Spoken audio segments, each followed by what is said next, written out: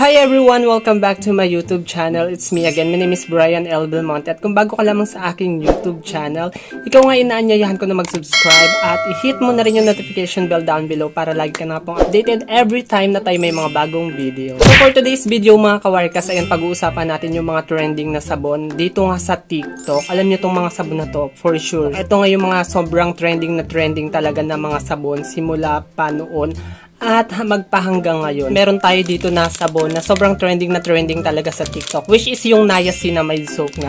So ito siya, yan papakita ko sa inyo. This is the Niacinamide soap. 10 times whitening daw siya and pinormulated siya para sa mga kalalakihan or for men nga siya, ganyan. Tapos syempre meron din tayo ditong na for men pa rin siya, ayan. So ayan no, yung kiniklaim niya naman is yung intense whitening daw siya. Tapos yung pinaka-last natin na isa sa mga ginamit ko na mga sabon na nakita ko sa TikTok nga na sobrang trending is yung Honey's Glow nga, yung Papaya Kojic soap. So yun mga kawarkas, nasasabihin ko muna sa inyo yung mga nagustuhan ko sa product na to. Then syempre yung mga personal na naging reviews ko about nga sa mga products na to. So yun mga kawarkas, na makikita nyo naman dito yung Niacinamide soap. Ayan, so kulay black yung balat niya, tapos kulay black din yung loob niya kasi nga charcoal soap siya. Ayan, so ayan, nakalagay siya for men. So ayun mga kawarkas, no, anuin lang natin yung for men na sinasabi dito. So may nakalagay lang dito na for men, pero pwede naman siguro siya sa mga kababaihan or sa mga babae kasi nga may mga kilala ako, kahit ako may mga customer ako na mga babae na bumibili talaga ng Niacinamide soap na itong charcoal na to. So yun mga kawarkas, pag sinabi pala natin na charcoal is nagmula siya sa uling, ganyan. So ito, pagkakaalam ko, coconut charcoal siya, ayan. So gawa siya sa coconut yung charcoal niya. So ayun mga kawarkas, no, sobrang simple lang naman ng packaging niya kung nakikita nyo, ayan. And then makikita nyo rin sa likurang bahagi niya dito yung kanyang mga ingredients. Okay na okay siya kasi ayan, coconut oil, meron siya din yung charcoal nga, tea tree oil, vitamin E, tapos yung glycerin, yung mga magaganda talaga yan ng mga ingredients pagdating talaga sa skincare, pag sinabi natin na skincare. Tapos yun mga kawarkas, no, ano nga ba yung kiniklaim ng charcoal or ng Niacinamide? So pag sinabi kasi natin ng Niacinamide talaga, is maganda talaga siya sa mga skincare products. Ayan, isa siya sa mga pinakanilalagay talaga sa mga skincare products natin kasi napakaganda niya at may mga benefits talaga siya sa skin talaga natin na talagang may effective talaga siya, ganyan, na talagang gumagana siya or nagwo-work talaga siya. Kasi ayon sa akin kasi pagsusuri, ang Niacinamide ay nakakatulong siya para makapag-stimulate ng ating collagen production kung saan mas dinadagdagan niya yung collagen ng ating mga balat, kaya nagiging fresh talaga yung ating balat or nagiging smooth talaga siya at nagiging makinis siya tignan. Yung Niacinamide din mga kawarkas, tumutulong din siya para sa oil production ng ating skin. Mas pinaliliit niya or mas tinatanggal niya yung mga oil ng ating skin, yung pagiging oily natin. Ayan, tumutulong din siya para hindi tayo magka-pimples kasi nga syempre kapag konti yung pag-oil ng ating skin, binabawasan niya or iniiwasan niya na magkaroon nga tayo ng pimples na kung saan nagkakaroon ng cause yun ng mga bacterials na maaaring ngang magdulot ng pimples sa ating mga balat. Isa pa mga kawarkas sa magaganda sa mga Niacinamide kasi tinutulungan niya or pinoprotektahan niya ang ating balat mula sa UV rays ng sikat ng araw. Kasi nga mga kawarkas, ang Niacinamide ay nakakatulong siya para pakapalin yung barrier ng ating balat na kung saan ito yung nagpapakapal nun ng barrier ng ating balat nga para nga maprotektahan tayo sa mga UVB rays ng sikat ng araw. Magandang na idudulot nito sa ating mga balat or yung mga benefits nito yung mga benefits neto mula sa ating mga balat. So may napanood nga ako na doktor, sabi niya kung ayaw mong mangyari sa iyo to is wag mo siyang gawin or wag mo siyang gamitin.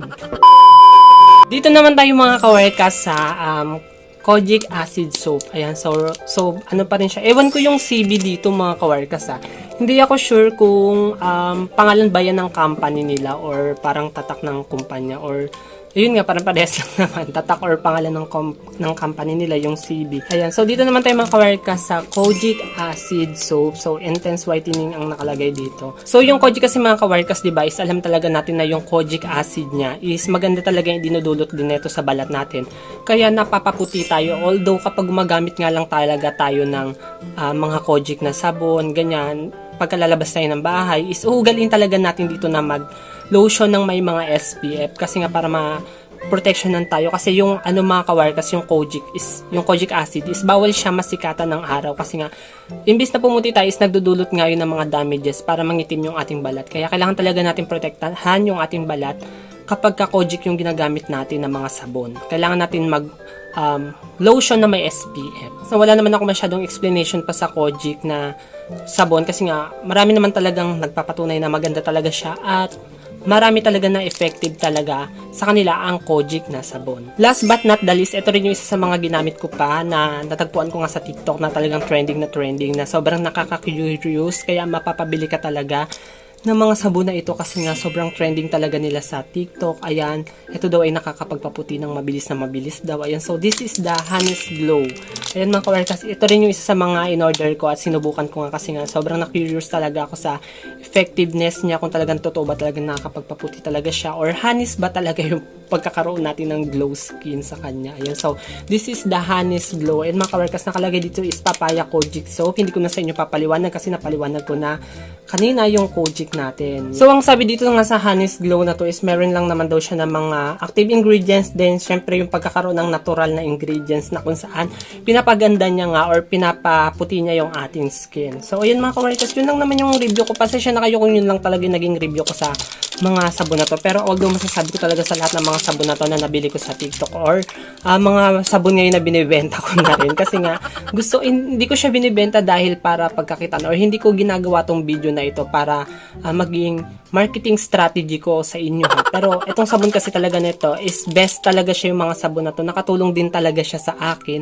Kaya ngayon gusto ko siyang i-share sa inyo sa pamamagitan din ng pagbebenta nga sa inyo. Pero hindi man porket maganda yung mga sinabi ko sa items na to is dapat nyo siyang bilhin. Kasi nga, ayan, depende pa rin talaga, iba-iba pa rin tayo ng skin type kung i-effect talaga sa atin yung mga products na ginagamit natin. Iba-iba tayo ng mga skin type, may mga products na pwedeng gumagana lang pala sa akin na hindi sa inyo gumagana, na gumagana sa inyo na hindi naman sa akin gumagana kasi nga, iba-iba pa rin tayo ng skin type ng ating mga balat. Pero syempre nga, sabi ko nga sa inyo, kapag ka naging consistency kayo sa paggamit nga ng mga products na ginagamit natin is malaki talaga yung possible na makita talaga natin yung effectiveness ng mga products na ginagamit natin. Basta't consistency lang tayo.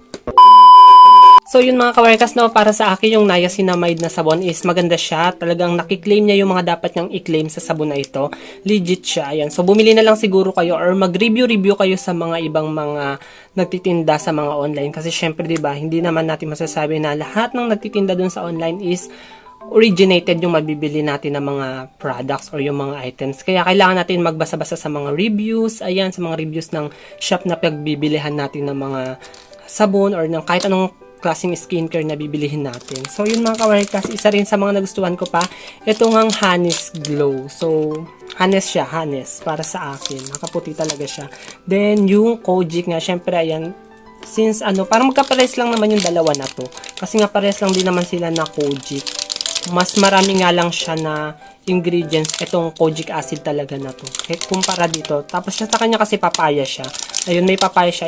Yung papaya nga is meron siyang papaya enzyme na tumutulong nga sa ating balat para nga malis yung ating mga dead skin cells na kung saan pinapalitan niya ito ng panibagong balat. So, and ayun mga kawarkas, no, that's all na yun. Yun lang din talaga yung mga naging review ko sa products na yun. So, ayun, kung ikaw ay bago lamang sa aking YouTube channel, ikaw nga inaanyayahan ko na mag-subscribe at i-hit mo yung notification bell down below para maging updated ka nga sa ating mga panibagong video, sa ating mga skincare products or mga skincare reviews na i-share ko nga sa inyo.